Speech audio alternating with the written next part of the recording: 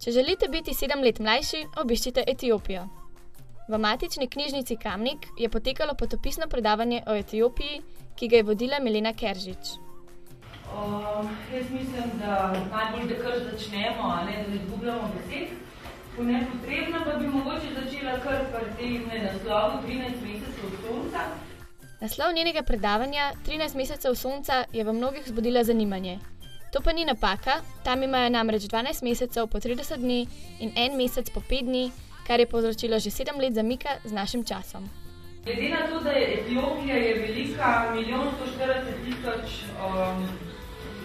kvadratnih kilometrov, kar je približno 55 Slovenij, torej vsaka stopnica predstavlja eno leto italijanske prisotnosti.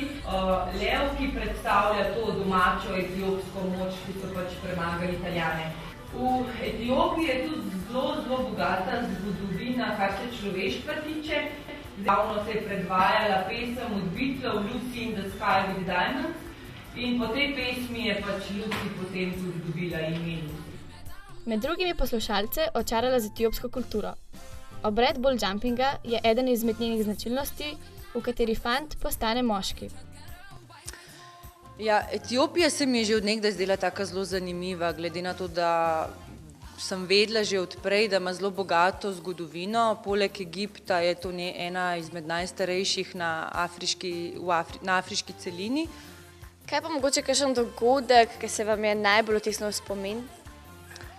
Od teh dogodkov mogoče smo spet pri plemenih, ta bull jumping, pač obred, ko fant postane moški v plemenu Hamar, in bičanje žensk, ki mogoče v naši kulturi izgleda precej grozno, ampak v njihovi je to majčkeno drugače in one prosijo za to bičanje in tudi brazgotine, ki ostanejo potem, predstavljajo neko lepoto in one s tem izkažejo tudi pač ljubezen, spoštovanje do tega fanta, ki naj bi postal mož.